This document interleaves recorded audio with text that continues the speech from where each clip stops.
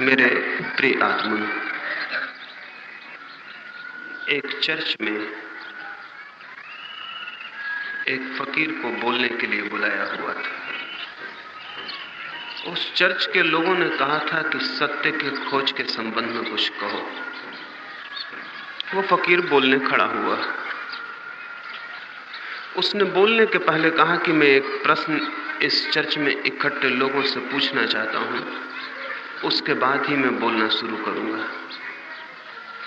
उसने पूछा कि इस चर्च में जो लोग इकट्ठे हैं वो बाइबल का अध्ययन करते हैं?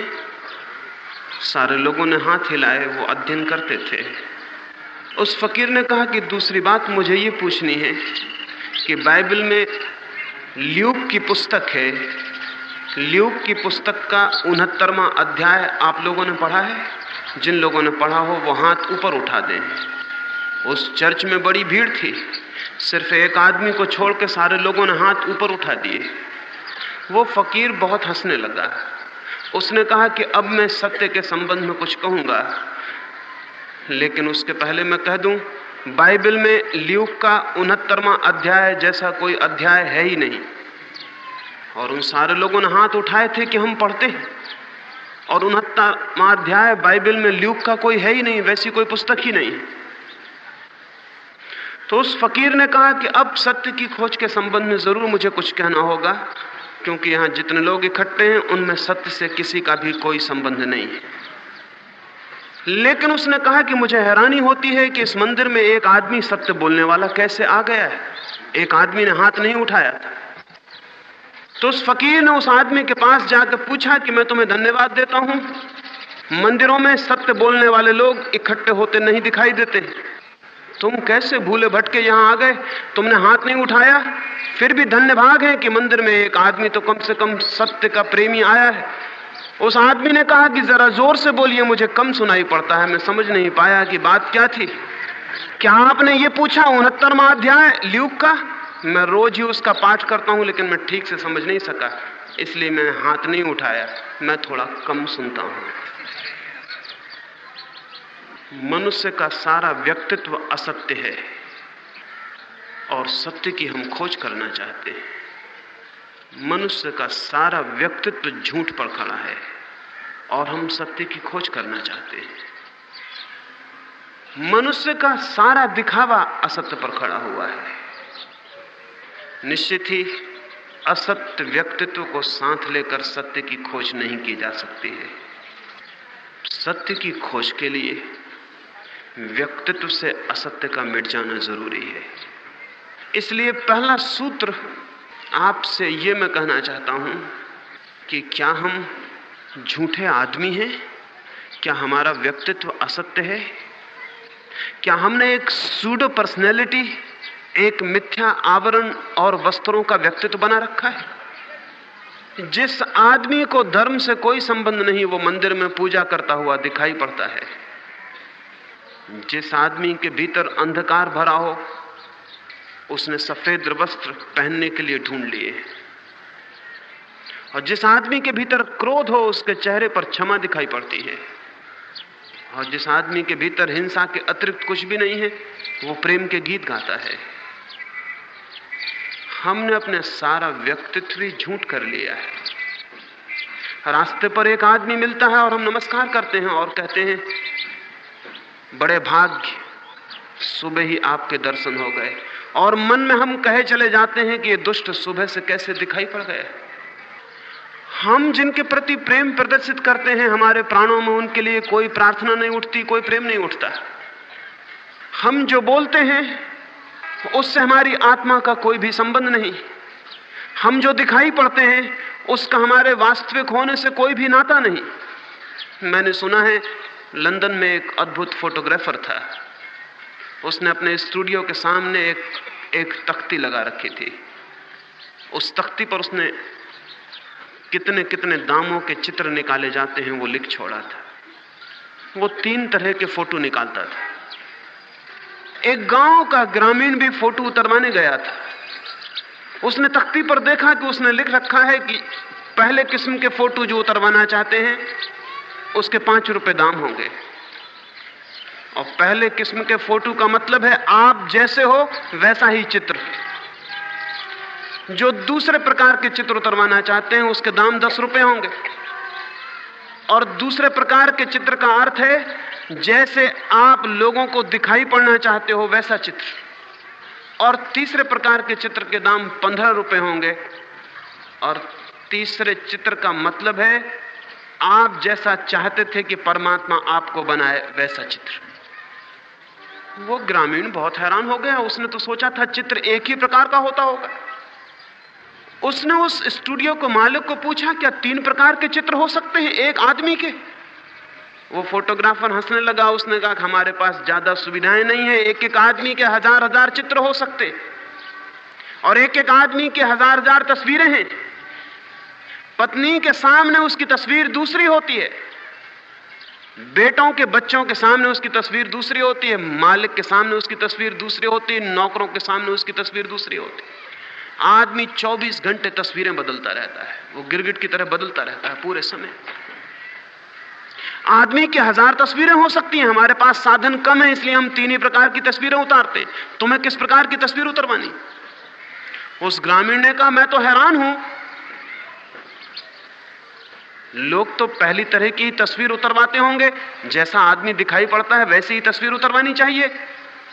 क्या ऐसे लोग भी आते हैं इस स्टूडियो में जो नंबर 2 और नंबर 3 की तस्वीर उतरवाते हो? उस स्टूडियो के मालिक ने कहा, तुम पहले आदमी आए हो जो पहले नंबर की तस्वीर उतरवाने का विचार कर रहा है।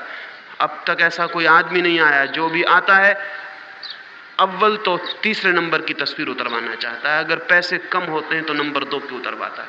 पहले नंबर की तस्वीर उतरवाने वाला आदमी अब तक आया ही नहीं। कोई भी आदमी ऐसा दिखाई नहीं पड़ना चाहता है जैसा वो है। आदमी जो सत्य है उसे भीतर छिपा लेना चाहता है और जो मिथ्या है उसे ओढ़ लेना चाहता है। हमने कितनी कितनी तरकीबें ईजाद की हैं अपने व्यक्तित्व को झूठ और धोखे का बना लेने की। और फिर यही आदमी विचार करने लगता है कि मैं सत्य खोजूं। फिर यही आदमी गीता पढ़ने लगता है, कुरान बाइबल पढ़ता है, यही आदमी भजन कीर्तन करता है, यही आदमी भगवान की मूर्ति के सामने हाथ जोड़ के खड़ा होता है और प्रार्थना करता है कि मुझे सत्य का पता चल जाए। और यह आदमी कभी भी ये नहीं पूछता कि मैं अगर असत्य हूं तो मुझे सत्य का पता कैसे चल सकता है। अगर मैं ही असत्य हूं तो सत्य से मेरा संबंध कैसे हो सकता है। सत्य की खोज का पहला चरण है हमारा व्यक्तित्व सत्य होना चाहिए। हमारा व्यक्तित्व वैसा होना चाहिए जैसा है, सीधा और साफ और सरल। हम जैसे हैं वैसे की ही स्वीकृति होनी चाहिए, लेकिन वो स्वीकृति हमारे मन में कहीं भी नहीं है। और बड़े आश्चर्य की बात है, जिनको हम भले आदमी कहते हैं उनमें वो सरलता और भी कम है उन लोगों की बजाय जिन्हें हम बुरे आदमी कहते हैं। जिन्हें हम अपराधी कहते हैं वे तो सरल हो भी सकते हैं, लेकिन जिन्हें हम सज्जन और साधु कहते हैं वो बिल्कुल भी सरल नहीं। इसलिए सभ्यता और संस्कृति जितनी विकसित हुई है, आदमी उतना झूठा होता चला गया है। गांव में, देहात में, दूर जंगल में आदिवासी सरल मिल भी सकता है, लेकिन उसे ना धर्म का कोई पता है, न उसने गीता पढ़ी है, न कुरान, न बाइबल, न वो हिंदू है न मुसलमान, न उसे मोक्ष जाने का कोई ख्याल है, न उसने सत्य के संबंध में शास्त्र रचे हैं, न उसने सत्य के लिए विवाद किया है। वहां दूर आदिवासी जंगल में मिल भी सकता है जो सच्चा आदमी हो, वैसा जैसा है। लेकिन जितनी संस्कृति विकसित होती है और सभ्यता विकसित होती है, उतना ही आदमी झूठा होता चला जाता है। उतने ही हम वस्त्रों के ऊपर वस्त्र ओढ़ते चले जाते हैं। धीरे धीरे आदमी खो जाता है और सिर्फ कपड़ों का ढेर रह जाता है। फिर ये कपड़ों का ढेर चाहता है कि सत्य से मेरा कोई संबंध हो जाए, मैं परमात्मा को जान लूं, मैं जीवन को पहचान लूं। ये असंभव है। यह आश्चर्य की बात है कि सभ्य आदमी असत्य आदमी होता है। होना तो उल्टा चाहिए था। सत्य आदमी को ही सभ्य आदमी कहा जाना चाहिए था। लेकिन जितनी सभ्यता, जितनी संस्कृति, जितनी शिक्षा, उतनी कनिंगनेस, उतनी चालाकी, उतना कपट, उतना झूठ। लंदन में शेक्सपियर का एक नाटक चल रहा था। 100 वर्ष पहले की बात है, और गांव भर में शेक्सपियर के नाटक की चर्चा थी। जो भी बात करता था उसकी प्रशंसा करता था। लंदन का जो आर्च प्रीस्ट था, जो सबसे बड़ा पुरोहित था, उसको भी लोगों ने आके कहा कि बहुत अद्भुत नाटक है, और अभिनेता इतने कुशल हैं, इतने जीवंत हैं, ऐसा कभी देखा नहीं गया। लेकिन उस पादरी ने, जैसा कि धर्मगुरु और पुरोहितों की आदत होती है, फौरन कहा, नाटक, नरक जाने के विचार कर रहे हो, मनोरंजन खोजते हो, सुख खोजते हो, इस सब में कोई भी सार नहीं। ये उस पादरी ने ऊपर से तो कहा, लेकिन पादरी के भीतर भी आदमी है उतना ही जितना किसी और आदमी के भीतर। ऊपर से तो उसने ये कहा कि नरक जाओगे, नाटकों में क्यों पड़े हो, सत्य की खोज करो, परमात्मा की खोज करो, समय क्यों गंवा रहे हो, जिंदगी पूरा ही एक नाटक है और तुम नाटक गृह में देखने क्या जाते हो। लेकिन भीतर उसे रात भर नींद नहीं आई। बार बार ये ख्याल आने लगा, कैसा होगा नाटक, कैसे होंगे पात्र, कैसा होगा अभिनय। उसने तो कभी भी नाटक नहीं देखा था। उसने दूसरे दिन सोच समझ के नाटक के थिएटर के मैनेजर को एक पत्र लिखा कि मैं भी नाटक देखने आना चाहता हूं, क्या ऐसा कोई उपाय नहीं हो सकता कि पीछे का कोई दरवाजा हो, उस समय आ जाऊं, कोई मुझे न देख सके और मैं नाटक देख लूं। अगर ऐसा कुछ हो तो इंतजाम कर दें, बड़ी कृपा होगी। मैं नहीं चाहता हूं कि नाटक देखने वाले मुझे देख लें, तो पीछे से जब नाटक शुरू हो जाए, अंधेरा हो जाए, तब मैं भीतर आ जाना चाहता हूं। कोई पीछे का दरवाजा है? थिएटर के मैनेजर ने उसे पत्र का उत्तर दिया और लिखा, हमें पीछे के दरवाजे हर गांव में व्यवस्थित करने पड़ते हैं, पीछे के दरवाजे बनाने पड़ते हैं, क्योंकि सज्जन हमेशा पीछे के दरवाजे से आते हैं, वो सामने के दरवाजे से कभी नहीं आते। सामने से तो वे लोग आ जाते हैं जिन्हें सज्जन होने के दंभ का कोई ख्याल नहीं है, जिन्हें ये कोई अहंकार नहीं है कि हम कोई महापुरुष हैं, कोई ज्ञानी है, कोई साधु हैं, कोई महात्मा है। वो बेचारे सामने के दरवाजे से आ जाते हैं। वो सीधे साधे लोग हैं, चालाक लोग नहीं। चालाक लोग हमेशा पीछे के दरवाजे से आते हैं, तो पीछे का दरवाजा तो रखना पड़ता है। आप खुशी से आए, स्वागत है आपका। लेकिन उसने पत्र के बाद पुनश्च करके एक और सूचना लिखी, और उस सूचना में लिखा कि लेकिन एक बात मैं आपको याद दिला देना चाहता हूं, ऐसा दरवाजा तो है थिएटर में जिससे आप आएंगे तो कोई आपको नहीं देख सकेगा, लेकिन मैं ये विश्वास नहीं दिला सकता कि परमात्मा भी नहीं देख सकेगा। और ये भी हो सकता है कि आप मानते ही न हो कि परमात्मा है, क्योंकि पुरोहित मुश्किल से ही मानता है परमात्मा को। दुनिया को मनाने की कोशिश करता है कि परमात्मा है, लेकिन खुद भली भांति जानता है कि मैं धंधा कर रहा हूं परमात्मा के नाम पर। तो उस थिएटर के मैनेजर ने लिखा कि मुझे शक है कि शायद आप मानते भी ना हो कि परमात्मा है। पुरोहित परमात्मा को मानते हैं, इसका कोई प्रमाण आज तक पृथ्वी पर नहीं मिल सका है, क्योंकि अगर पुरोहित परमात्मा को मानते होते, हिंदू का पुरोहित और मुसलमान और ईसाई का पुरोहित अलग अलग नहीं हो सकता था, क्योंकि परमात्मा 3 नहीं है, 300 नहीं है। और अगर पुरोहित परमात्मा को मानते होते तो दुनिया में आज तक धर्म की कोई भी लड़ाई और हिंसा नहीं हुई होती, क्योंकि जो परमात्मा को जानते हैं और स्वीकार करते हैं, उनके लिए हिंसा का कोई उपाय नहीं, उनके लिए प्रेम के अतिरिक्त कोई मार्ग नहीं रह जाता। तो उस थिएटर के मैनेजर ने लिखा, हो सकता है कि आप न मानते हो कि परमात्मा है, तब भी मैं एक बात याद दिला दूं कि कोई आपको नहीं देख पाएगा कि आप थिएटर में आए, लेकिन कम से कम आप तो देख ही पाएंगे कि आप थिएटर में आए हैं। उसका इंतजाम मैं नहीं कर सकता कि आपको भी पता ना चले कि आप थिएटर में आए। आदमी ने बहुत तरह का पाखंड, हिपोक्रेसी विकसित की है और पीछे के दरवाजे निकाल लिए, और धीरे धीरे दुनिया इतनी सभ्य होती जा रही है कि किसी थिएटर में आगे के दरवाजे रखने की जरूरत धीरे धीरे खत्म हो जाएगी। सब दरवाजे पीछे की तरफ ही होंगे, क्योंकि सभी आदमी सज्जन होते चले जा रहे हैं। आदमी का सारा व्यक्तित्व ही कृत्रिम, झूठा, आर्टिफिशियल, बनाया हुआ हो जा रहा है। हम एक शक्ल बनाए हुए हैं जो दूसरों को दिखाने के लिए है, और हम सब अपने भीतर जानते हैं कि वो शक्ल झूठी है। हम सब भलीभांति परिचित हैं कि वो शक्ल झूठी है। और हमने न केवल जीवन के संबंध में झूठी शक्ल बना ली है, सत्य के संबंध में भी हमने झूठी शक्ल बना ली है। उसे हम थोड़ा समझें तो सत्य की खोज में कदम आगे बढ़ाए जा सकते हैं। अगर मैं आपसे पूछूं कि ईश्वर है, तो निश्चित ही अधिक लोग कहेंगे कि हां ईश्वर है। शायद कुछ थोड़े से लोग हों जो कहें कि नहीं। लेकिन अगर मैं दूसरा प्रश्न पूछूं कि जो लोग कह रहे हैं ईश्वर है, या जो लोग कह रहे हैं कि ईश्वर नहीं है, वो जान के कह रहे हैं, उन्हें पता है? जो कह रहे हैं ईश्वर है, उन्हें पता है ईश्वर के होने का? और अगर बिना पता हुए कह रहे हैं तो झूठ बोल रहे हैं, और परमात्मा के सामने भी अपनी एक झूठी तस्वीर खड़ी कर रहे हैं कि मैं आस्तिक हूं। जो लोग कह रहे हैं कि ईश्वर नहीं है, उन्होंने खोज लिया है जीवन को और अस्तित्व को, और पा लिया है कि ईश्वर नहीं है। उसके न होने को उन्होंने पा लिया है। अगर उन्हें ईश्वर का न होना अब तक नहीं मिल गया है, तो वे झूठ बोल रहे हैं, और ईश्वर के समक्ष, सत्य के समक्ष नास्तिक की झूठी शक्ल खड़ी कर रहे हैं।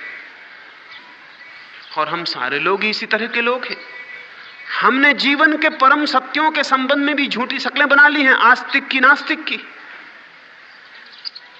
और कभी हम अपने से नहीं पूछते हैं कि इन झूठी शक्लों को लेकर हम सत्य को खोजने निकल पड़े हैं तो वो हमें मिल सकेगा? सत्य के संबंध में भी हमारी झूठी धारणाएं हैं। एक फकीर एक गांव में ठहरा हुआ था। उस गांव के लोगों ने कहा कि आप हमारी मस्जिद में प्रवचन देने नहीं चलेंगे? उस फकीर ने कहा, लेकिन मुझे कुछ पता हो तो मैं कहूं। मुझे कुछ पता ही नहीं है।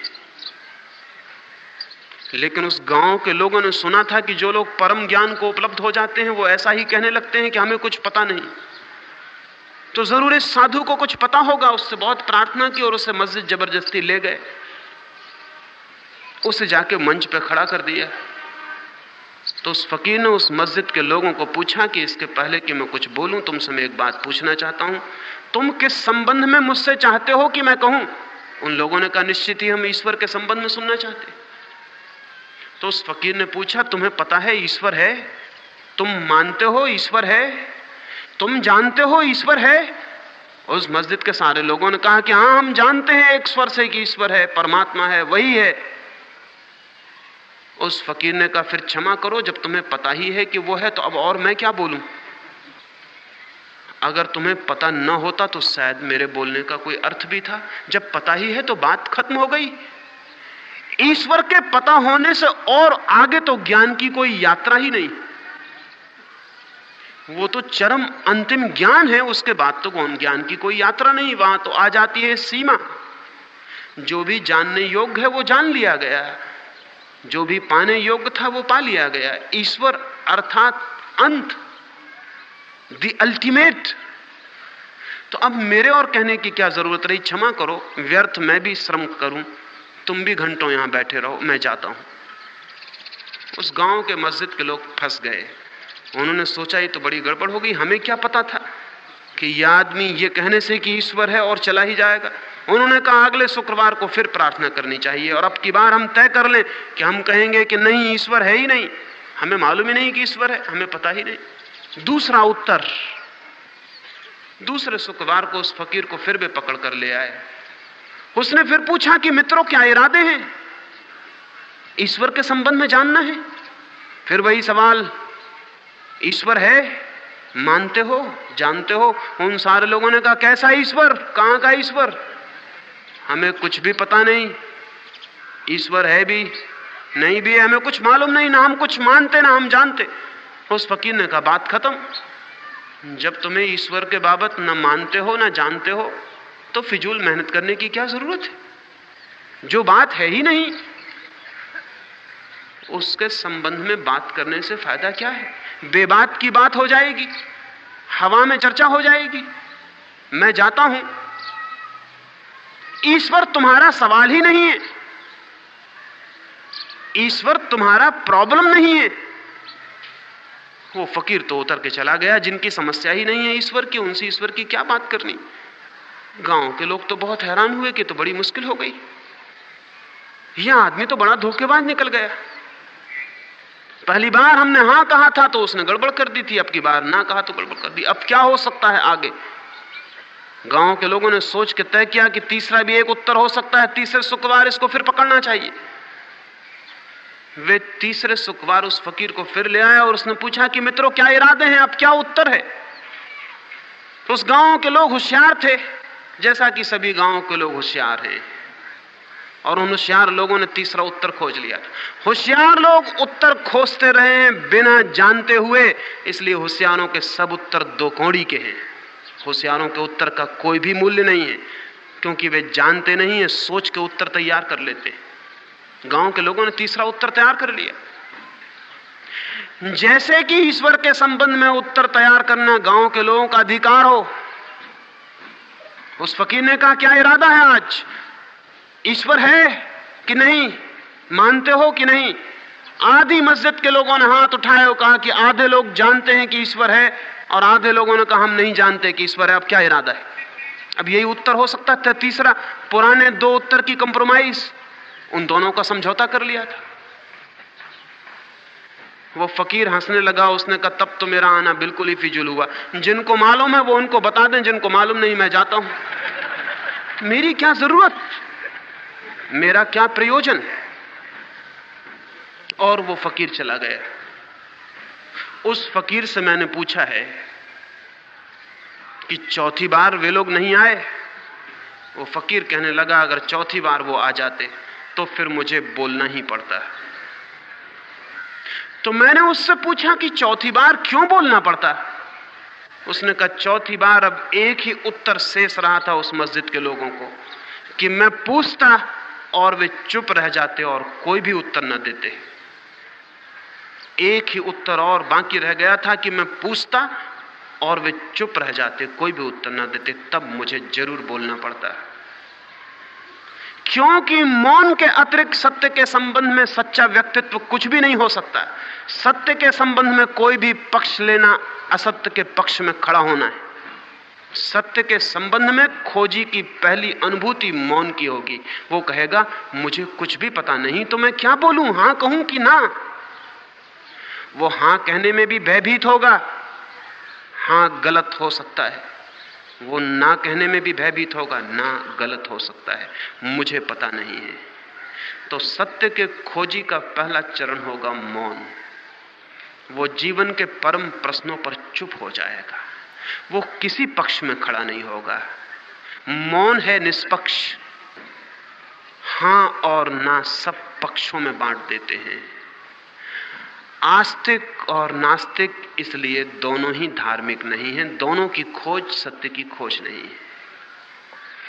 आस्तिक एक पक्ष ले रहा है हां का, नास्तिक विरोधी पक्ष ले रहा है ना का, लेकिन दोनों पक्ष ले रहे हैं, निष्पक्ष कोई भी नहीं है। और सत्य की खोज वो कर सकता है जो निष्पक्ष है, अनप्रेजुडिस्ड, जिसके मन में किसी पक्ष ने कोई स्थान नहीं बनाया है, जो कहता है मुझे मालूम नहीं इसलिए मैं किसी पक्ष में कैसे सम्मिलित हो जाऊं। जिस दिन मैं जानूंगा उस दिन किसी पक्ष में खड़ा हो जाऊंगा। लेकिन बड़े आश्चर्य की बात है, जिन्होंने जाना है वे सारे पक्षों के बाहर हो गए, वे किसी पक्ष में कभी खड़े नहीं हुए। जिन्होंने जाना है वे पक्ष के बाहर हो गए, और जो नहीं जानते वो पक्षों में विभक्त थे। सत्य की खोज की हत्या इसलिए दुनिया में हो गई कि सत्य के नाम पर पक्ष बन गए। सत्य का कोई पक्ष नहीं है, सत्य का कोई मत नहीं है, सत्य का कोई पंथ नहीं है, सत्य का कोई संप्रदाय नहीं है, सत्य का कोई धर्म नहीं है। लेकिन सारी मनुष्यता विभक्त है पंथों में, धर्मों में, पक्षों में, मतों में, फिलोसफीज में, सिस्टम्स में। सारी दुनिया विभक्त है। हर आदमी ने कोई पक्ष बना लिया है, और जिस आदमी ने पक्ष बना लिया है वो असत्य के रास्ते पर जा चुका, उसकी सत्य तक यात्रा नहीं हो सकती। सत्य की तरफ जाने के लिए चाहिए निष्पक्ष चित्त, अनप्रेजुडिस्ड माइंड, एक ऐसी चेतना जो कहे कि मुझे पता नहीं है, इसलिए मैं किसी पक्ष में कैसे विभक्त हो सकता हूं? जो कहे कि मैं हिंदू नहीं हूं, जो कहे कि मैं मुसलमान नहीं हूं, जो कहे कि मैं जैन नहीं हूं, क्योंकि मुझे पता नहीं कि सत्य क्या है, तो मैं कैसे निर्णायक हो जाऊं कि मैं कहां हूं और कौन हूं? जो कहे कि मैं आस्तिक नहीं, नास्तिक नहीं, जो मनुष्य इतनी हिम्मत जुटाता है इस बात को कहने की कि मैं अज्ञानी हूं, मुझे कोई पता नहीं है, मैं कैसे पक्ष ले सकता हूं? पक्ष लेने के लिए ज्ञानी मान लेने की जरूरत है अपने आप को, और इसलिए मैं कहता हूं पक्ष मनुष्य को असत्य की यात्रा पर ले जाता है। पक्ष में सम्मिलित होने का मतलब यह है कि मैंने यह स्वीकार कर लिया कि मैं जानता हूं, तभी तो पक्ष लिया जा सकता है। और हम जानते नहीं हैं, और हमें ख्याल है कि हम जानते हैं। न केवल हमने पक्ष लिए हैं, बल्कि हमने पक्ष के लिए तलवारें चलाई हैं। धर्म के नाम पर आज तक जितनी हत्याएं हुई हैं, न तो डाकुओं ने इतनी हत्याएं की हैं, न चोरों ने, न बदमाशों ने। बड़े आश्चर्य की बात है, धर्म के नाम पर जितने मकान जले हैं और जितनी स्त्रियों की बेइज्जती की गई है, उतनी आज तक के सारे पापियों ने मिलकर भी नहीं की। यह आश्चर्य की बात है। धर्म के नाम पर यह कैसे हो सकता है? और अगर धर्म के नाम पर यह सब होगा तो फिर अधर्म के करने के लिए कुछ भी बच नहीं रहता। फिर अधर्म क्या करेगा? अधर्म के लिए तो कोई उपाय ही नहीं छोड़ा है धार्मिक लोगों ने। यह हो सका है धर्म के नाम पर इसीलिए कि हमने धर्म को पंथ समझा है, पक्ष समझा है। धर्म का पक्ष और पंथ से कोई भी संबंध नहीं है। धार्मिक व्यक्ति होता है निष्पंथ, निष्पक्ष। क्या आप धार्मिक व्यक्ति हैं? आप कहेंगे हम धार्मिक हैं, मैं हिंदू हूं, टीका लगाता हूं, जनेऊ रखता हूं, मैं मुसलमान हूं, रोज मस्जिद जाता हूं, मैं जैन हूं, नमोकार पढ़ता हूं रोज सुबह से बैठकर, धार्मिक आदमी हूं। और आपको कभी ख्याल भी ना आया होगा, आप पक्ष में खड़े हो गए हैं, आप धार्मिक नहीं रह गए। धार्मिक व्यक्ति खोज कर सकता है सत्य की, अधार्मिक नहीं। और धार्मिक होने के लिए निष्पक्षता पहला सूत्र है। लेकिन हम तो बच्चों के पैदा होते से ही जहर उनके दिमाग में घुसेड़ने की कोशिश करते हैं। बच्चा पैदा हुआ और उसको जल्दी हिंदू बनाओ, कहीं उसको बुद्धि आ गई और उसने इंकार कर दिया कि मैं हिंदू नहीं बनता, तो बड़ी देर हो जाएगी। इसलिए बहुत जल्दी खून में उसके डाल दो कि वो हिंदू है, मुसलमान है, ईसाई है, जैन। निर्बोध बच्चों के साथ जो अत्याचार चलता रहा 10,000 सालों से, उसका हिसाब लगाना मुश्किल है। आज तक मनुष्य जाति ने बच्चों के साथ जो अनाचार किया है वो और किसी के साथ नहीं किया। बच्चों को पक्ष में बांध दिया गया, ये सबसे बड़ा अनाचार है। उनकी सत्य की खोज हमेशा के लिए कुंठित हो गई। अब वे कभी भी हिम्मत के साथ प्रश्न नहीं पूछ सकेंगे कि सत्य क्या है। उन्हें उत्तर पहले से ही दे दिए गए। उन्होंने प्रश्न पूछे थे, उसके पहले उत्तर दे दिए गए। इसके पहले कि वे खोज करने निकलते, उन्हें शास्त्र पकड़ा दिए गए। इसके पहले कि वे खुद की जिज्ञासा को जगाते, उनके हाथों में सिद्धांत थमा दिए गए। वे बच्चे हमेशा के लिए असत्य में जिएंगे, असत्य में मरेंगे। वे कभी सत्य की खोज नहीं कर सकेंगे। सत्य की खोज का दूसरा सूत्र है जिज्ञासा। पहला सूत्र है निष्पक्षित, दूसरा सूत्र है जिज्ञासा, इंक्वायरी। और हम बच्चों की सारी जिज्ञासा की हत्या कर देते हैं। जिज्ञासा की हत्या करने के हमने उपाय खोज रखे। हमने हर जिज्ञासा का रेडीमेड उत्तर बना रखा है। कोई भी प्रश्न हो, उत्तर तैयार है। हमें प्रश्न से ज्यादा मूल्य उत्तर का है। प्रश्न को दबा दो, उत्तर को ऊपर से ठोक दो। बच्चा पूछे कि मृत्यु के बाद क्या है और कह दो कि आत्मा अमर है। न खुद पता है कि आत्मा अमर है, नहीं खुद भी कुछ पता नहीं, लेकिन बच्चे के दिमाग पर ठोक दो कि आत्मा अमर है। बच्चा पूछता था मृत्यु क्या है। बच्चा एक प्रश्न उठाता था, एक जिंदगी का बड़ा सवाल उठाता कि मृत्यु के बाद क्या है। और मैं आपसे कहता हूं, बच्चे ने ज्यादा कीमती सवाल उठाया था। वह आपके उत्तर से बहुत ज्यादा कीमती था, क्योंकि आपका उत्तर झूठा है, आपको कुछ भी पता नहीं।